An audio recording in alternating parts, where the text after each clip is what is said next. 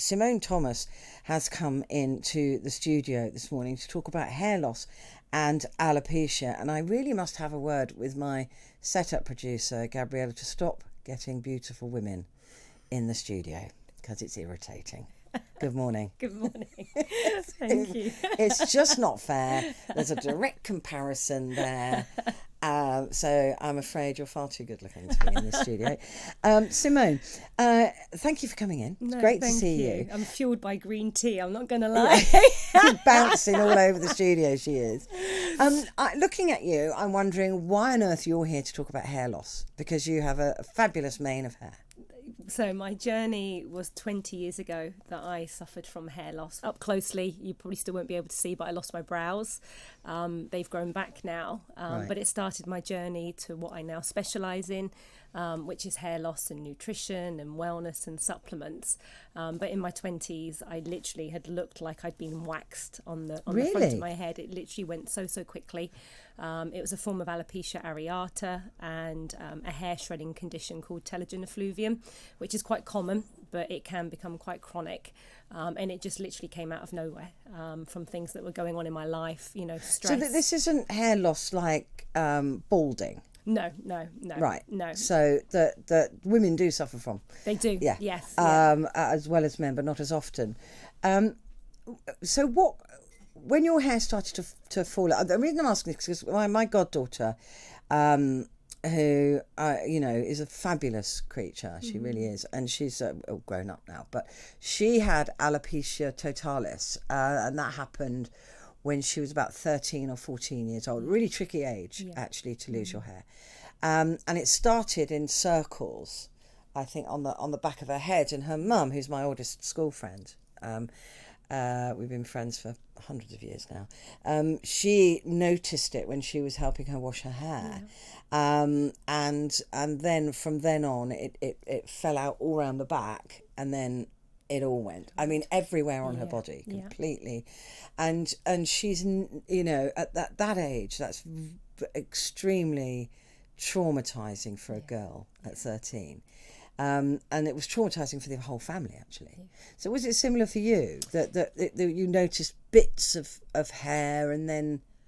Yeah, so I was actually on holiday at the time. I was actually in Dubai because I was looking to potentially go out there to live and to work for a telecoms company. And I just remember it coming out in the shower, washing, and then kind of looking in my hands and thinking... more than usual, because really hair always comes out in the shower. Yeah, which I know, Oh, sometimes when you're abroad, sometimes the change in Yeah. water, but I'd only been there a couple of days. And I remember, I always call it a bit like a spider when you kind of, look at your hands and you see the hair, and it was just coming out, that I then had to go and buy a wig because literally it was just coming out in the handfuls. While you were on holiday? While I was on holiday. Oh, And I've got a great picture somewhere on social media of me next to a statue of a camel with this like bob wig. And I mean, the wig's awful, but it was the only thing that was going to get me through the holiday. Were you freaking out? Because I was. Again, for women and girls, and I know it's traumatic for guys, I do understand that. But for women and girls, it is particularly... defeminizing. I think I heard that when people have cancer treatment, they say it just they lost their femininity, they lost their womanhood when they lost their hair. No, you lose. It's part of your personality, and they use the word crowning glory all the time. And I think when women walk in the room, we are so used to being looked at, and the first thing that most people look at is your hair. I mean, look at her. Who wouldn't look at her? And it knocks your confidence. It does. And like you say, men do suffer, but then you have the likes of like Jason Statham, and you think, well, actually, he's really good with no hair. I'm a big fan of bald men. Yeah, I do. I'm partial. I really fancy bald men. Yeah, it's just one of those things. I don't know why, but I do. But it's so when it started to go and so quickly. Yeah. What were your first thoughts? Did you just think, oh, this is alopecia? To be honest, no. I didn't even know anything about hair loss. I mean, I was literally early 20s. I had been unwell. But again, doctors, back then and even now don't really tell you about the side effects of having issues with your immune system or long-term medication use and what it actually does to your body or to your hair. I know now, because obviously hair's not a vital organ, so when the body's running on empty, your body's like, well, actually, I can't function, you're just a cosmetic feature, I'm going to kind of forget you. But back then, I mean, nothing was ever talked about. You had back in the day, obviously, Philip Kingsley, who was kind of, the very well-known trichologist back in the day. But even then, at age 20, over 20 years ago, I would never read those stories or even know, what that was, or even really come to London, But was it even taken seriously by medical? Because they go, oh, you're just losing your hair, don't worry about it. It wasn't, and it still isn't. So it's an area that obviously I now specialise in. And it's because, it's not a vital organ. It's not going to stop your body functioning from day to day. It is purely, an attractive feature as such. So when you do go and get help, a lot of the time it's, well, actually your hair looks fine. Okay, maybe you've got a few bits of, balding or hair shredding, but it's only when it is coming out in clumps that sometimes you do get listened to, unless you go to see like a trichologist, a hair loss specialist or a dermatologist. Can I just take, are you saying hair shredding or shedding? Shredding. As in okay. Yeah, so like shedding. Okay, I thought I'd heard that. What does that mean, shredding? So we all shred hair naturally. So on a day-to-day basis, you would see it on your clothes, but there's certain times in your life that you would sometimes shred more. So typically for women that have had babies, breastfed, those that might have had a miscarriage because of hormone imbalances and disruptions. But for some of us, COVID's been, a huge insight into hair loss and how skin functions, that so many people have reported, forms of alopecia or hair shredding. Because of, either stress through COVID or actually contracting the virus itself. And that would happen if you had the flu as well. It's not just COVID, but because there's so many of us around the world that are getting this illness all at once, we're talking about it a lot more.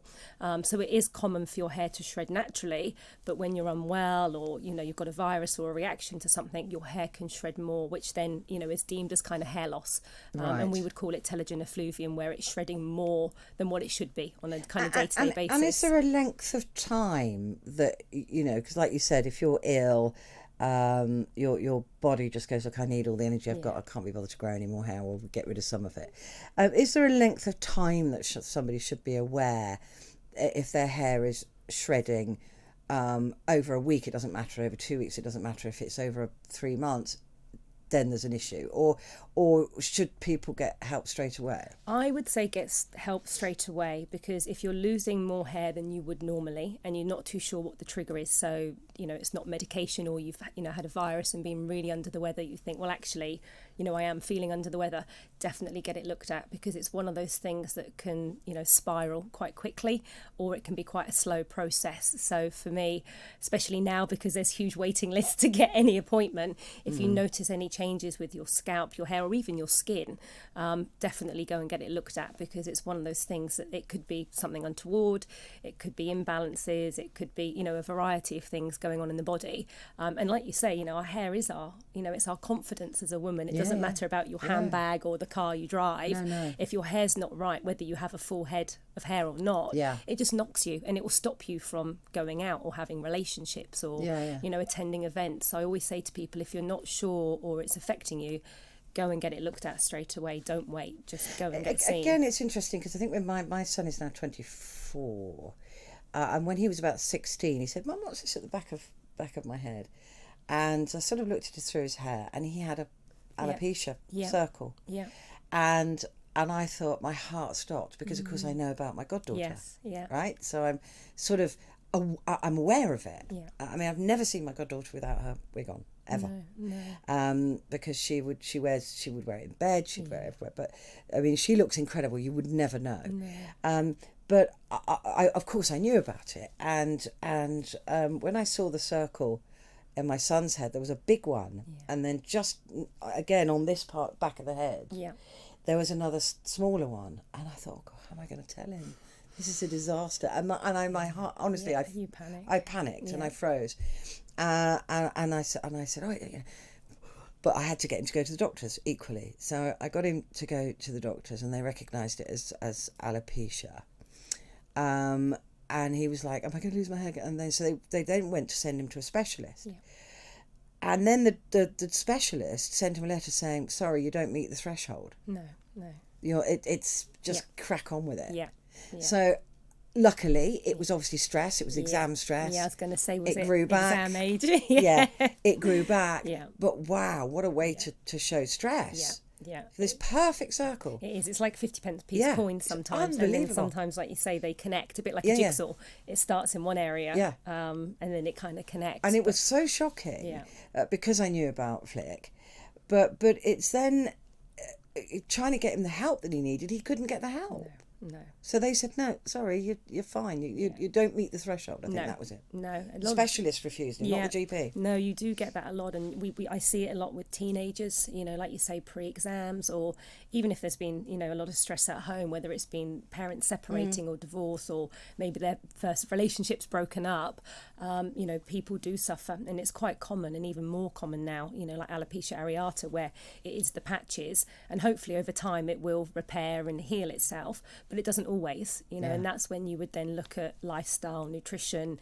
Is there so this is you take a holistic approach to hair loss, and with your own hair loss, you were able to obviously to fix it. And was that just with diet? I mean, not everybody would be able to do that, of course, but in your particular case, you were able to do that. It took some time. It took a lot of time. It took a lot of research. It took me completely leaving the industry that I was in to re-qualify in what I do now in nutrition and gut health, and to really change my lifestyle. You know, to be really, really mindful about, you know, stress, what I'm putting into my body. It's not a quick fix. It's not, you know, like one of those adverts, in 14 days you're going to have hair like Rapunzel. And we live in a world that everybody wants something next day. And it's not. It's a healing process, and that is physically, mentally, as well as everything else that's going on. So it's taken me a very, very long time. You know, I've been doing what I'm doing now for over 10 years. And I would say it's only probably been the last 5 years that my hair is the hair that I used to have in my 20s. Wow. And I'm now 40. So it's taken a long time to get to kind of where I am today. And it's been a huge learning curve. And it's been a huge learning curve with, you know, the thousands of clients that we've had over the years. But a lot of it is diet and lifestyle. And it is, you know, everything that everyone talks about now with COVID, you know, sleep, you know, what you're putting in your body, talking, you know, helping with your mental load and not being scared to talk, you know, and speak up and have a cry if you need to have a cry. Absolutely. All of those kind of things. But there will be people like my goddaughter who you know, for whom nothing is going to sadly make a difference for her. She you know, she will never grow hair back like Duncan, the famous one, Duncan Goodhue, and Matt, the comedian. Matt Lucas. Who also has alopecia. I think he got it about the same age as well. But that's probably autoimmune, and that you listen to your doctor with stuff like that. But there's also no harm in improving your general health if you've got an autoimmune disease. No, definitely not. Because I mean, there's hundreds of autoimmune disorders, and a lot of it can affect your gut, your hormones. You know, 75% of your hormones come from your gut. So, you know, looking after your gut health is really, really important. But also for your mind, because the brain and gut connection, you know, and we all know about depression or, you know, anxiety disorders. You know, you've got to look after your body for everything to kind of flow and function. And in those cases, you know, unfortunately, there's no miracle pill, there's no miracle lotion, but you've got to then treat everything else internally that, you know, let's say it's because of celiacs or Crohn's or ulcerative colitis. You've really got to keep on top of your health and well-being just to keep those conditions, you know, at bay or safe. In a way, your hair is your friend, isn't it? In a way, because if it does start to fall out, that could be a symptom of something else that you need to correct. Most definitely. No, it is. It's normally a sign of an imbalance or your body's trying to fight something. You know, and in women, typically, you know, it's things like childbirth or menopause, but then also medication, you know, stress, worry, hormone imbalances. And, you know, typically women, you know, our emotions come from our stomach, you know, butterflies and that feeling. And, you know, just the slightest thing can affect your hair, as it can, you know, our hair and our skin and our nails. I have to take a massive dose of vitamin D every day. I have done for about the last 7 or 8 years, as part of some of the treatment that I'm on. And I tell you, my nails and my hair, just from the vitamin D. Pantene. Just joking. But no, it's so interesting, isn't it, when you talk about hair with women? I remember I had a hairdresser who was the most brilliant hairdresser. She really was fantastic. This was back in the day when I was about 19, 20, and I used to go to Vidal Sassoon to get the perfect bob, you know, and she was going bald. Wow. And I always felt so sorry because she loved hair and she loved dealing with hair. And for her and for other women who are going through that, particularly, like I said, women, it must be very hard. Yeah, I think it is. And I think, you know, it affects, you know, I see women that come into the clinic that either aren't dating, and it's one of the questions, you know, especially if they have to wear wigs or volumizers or hair systems or extensions. One of the things they worry about is, well, are they going to feel it? Is it going to fall off? You know, what happens when I go down that route? And, you know, mentally, that can cause a scar, which then affects your hormones and just generally how everything functions. Horrible little circle. It is a very vicious circle. Oh, I love talking to you. That was great. Thank you. Thank you for coming in as well. It's a real pleasure to meet you. Simone Thomas there, hair loss consultant and wellness coach. Where can they find you quickly? SimoneThomasWellness.com, and then on Instagram, Simone Thomas Wellness. You can't miss us. We're on there every day. She's there everywhere. Look her up. Thank you. No, thank you very much. And we're back in just a second.